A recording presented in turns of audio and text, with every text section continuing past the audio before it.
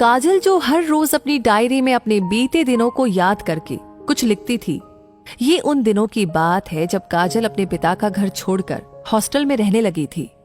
जिस घर में मेरी इज्जत ना हो, उस घर के रास्ते पर मुझे कदम नहीं रखना है। आप एक बार मुझे खुलकर तो बोलते, मैं चुपचाप आपके घर की दहलीज पार कर जाती।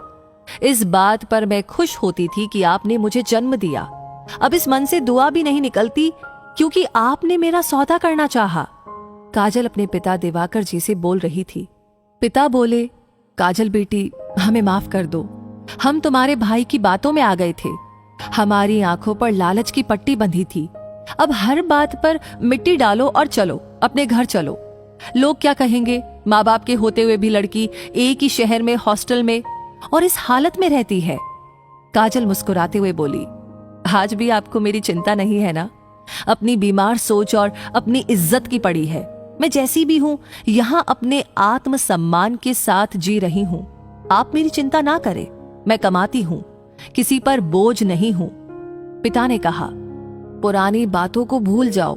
वो बोली, आपको पिता होने के कर्ज से मैं मुक्त करती हूं। जब कोई नहीं होगा आपको करने वाला, मैं सदा आपके लिए उपस्थित रहूंगी। बार बार मेरे सामने आकर मेरे वे दिन मुझे याद मत दिलाइए और यहां से चले जाइए। काजल की मां भी साथ में थी, परंतु काजल पीछे मुड़कर नहीं देखी और वे चले गए। काजल एक कॉलेज में नौकरी करती है और महिलाओं के हॉस्टल में रहती है। उसी शहर में उसके माता पिता भी रहते हैं, परंतु वो माता पिता से अलग रहती है। उनके जाने के बाद काजल अपने एक छोटे से रूम में अकेली बैठी अपनी पुरानी यादों में खो गई, जब वो माँ बाप के साथ रहती थी। ये उन दिनों की बात है जब काजल को बिना पूछे उसके पिता ने उसकी शादी तय कर दी थी। उसका भाई नवीन कोई काम काज नहीं करता था और काजल के पिता दिवाकर जी को भी पैसे की कोई कमी नहीं थी। पर लोग सही कहते हैं, जिसके पास ज्यादा पैसा होता है उसे और पैसे की भूख होती है। वैसी ही हालत कुछ काजल के पिता की थी। नवीन के लिए एक व्यापारी घर से रिश्ता आया जो काफी पैसे वाले थे। उनकी एक शर्त थी कि उनके बेटे कमलेश की शादी काजल से कर दी जाए और उसके लिए दिवाकर जी तैयार भी हो गए, क्योंकि बैठे बिठाए नवीन को दहेज में काफी पैसे और नया व्यवसाय भी मिल रहा था, जिसकी भनक काजल को लग गई। बेटी अपने मन की बात माँ से नहीं बोलेगी तो और किससे बोलेगी? तो काजल ने अपनी माँ से कहा, माँ, ये कैसी जिंदगी है जहाँ हर बार एक लड़की की भावनाओं का ही सौदा क्यों होता है? पैसे वाली बहू को लाने के लिए आप लोग अपनी बेटी के विवाह का सौदा कर रहे हैं। माँ ने कहा, तुम अपने पिता और भाई के व्यवहार को जानती हो और मेरी इस घर में कितनी चलती है। तुमसे कोई बात छिपी नहीं है।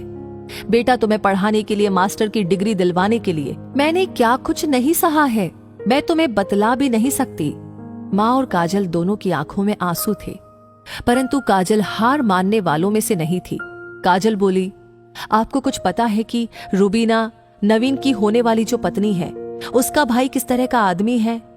ठीक है, उम्र में अगर कुछ बड़ा है तो कोई बात नहीं, लेकिन वो कोई काम तक नहीं करता है। क्या इसी दिन के लिए आप लोगों ने मुझे पढ़ाया लिखाया और शिक्षित बनाया? क्या मैं कोई गाय हूं जो इस खूंटी से निकालकर दूसरी खूंटी में बांध दी जाऊं? और वो रोने लगी। उस रोज तो किसी तरीके से माँ ने उसे चुप करवा दिया। 2 दिन बाद जब रुबीना के घर से बार बार फोन आ रहा था तो काजल अपनी माँ से बोलने लगी। भाई और पिता उसकी आवाज सुनकर आए। नवीन बोला, बाबूजी, अगर अपना बुढ़ापा और मेरा भविष्य सुधारना चाहते हैं तो इस डील को फाइनल कीजिए। मुझे रुबीना पसंद है, जिंदगी भर कमाऊंगा, तब भी उतने पैसे नहीं जमा कर पाऊंगा जितना वो दहेज में लेकर आएगी। इसके लिए अब जो भी करना हो मैं करूंगा। आप अपनी बेटी को समझा लीजिए। दिवाकर जी बोले, काजल, क्या हुआ? अगर वो उम्र में थोड़ा बड़ा है, पैसे वाला है, तो किस चीज में तुम्हें कमी नहीं होने देगा? काजल आंखों में आंसू भरकर बोली, बाबूजी, पैसे वाली बहू दिखी तो अपनी बेटी की छवि आपकी आंखों से धुंधली हो गई। आप लोगों ने एक बार नहीं मुझसे पूछा और मेरा उस घर से रिश्ता तय कर दिया। मैं कोई सामान नहीं हूं जो आप अदला बदली कर दे। दिवाकर जी बोले, ऐसी बात नहीं है। तो वो बोली, पैसे वाली बहू लाने के लिए बेटी के विवाह का सौदा करते हैं। मुझे लज्जा आती है अपने आप पर कि मेरे साथ ही ईश्वर ने इतना अन्याय क्यों किया। क्यों इस घर में मुझे उसने पैदा किया? तभी नवीन ने कहा, तुम बात को कहां से कहां ले जा रही हो? सिर्फ अपने बारे में सोचती हो। एक बार अपने भाई के बारे में सोचकर देखो। काजल गुस्से से बोली, मुझे तुमसे बात नहीं करनी है, मुझे अपने पिता से बात करनी है। अरे जब बड़ा दिल नहीं रखते हो तो क्यों बेटियों को पैदा करते हो? ईश्वर किसी लड़की को ऐसे घर में पैदा ना करे जिसका बाप अपने फायदे के लिए बेटी के विवाह का सौदा करते हैं। दिवाकर जी अपनी पत्नी को बोले, कमला अब तुम ही अपनी बेटी को समझाओ, वो क्या बोल रही है, उसे होश भी नहीं है। माँ रोते हुए बोली, आप इसकी बातें क्यों नहीं सुनते हैं? अगर ये उस घर में विवाह नहीं करना चाहती तो क्यों जबरदस्ती करते हैं? काजल अपनी माँ का हाथ पकड़कर बोली, माँ इनसे कहने से कोई फायदा नहीं है। इससे अच्छा होता आप मेरी किसी निर्धन या गांव वाले लड़के के साथ मेरी शादी करवा देती। कम से कम मुझे अपने पैदा होने पर शर्मिंदगी तो महसूस ना होती। औरत की भावनाओं का ही हमेशा सौदा क्यों होता है? आखिर कब तक ऐसा चलता रहेगा? इतना कहकर काजल अपने कमरे में चली गई। जब पिता ने उसकी बात नहीं सुनी तो काजल ने फैसला लिया कि वो उस घर को छोड़ देगी। वो बालिग हो चुकी थी, एक कॉलेज में नौकरी करती थी। कुछ रोज भाई और पिता ने जबरदस्ती उसे घर में रोके रखा। उसने पुलिस में शिकायत कर दी और उस घर को छोड़कर हॉस्टल में रहने चली गई।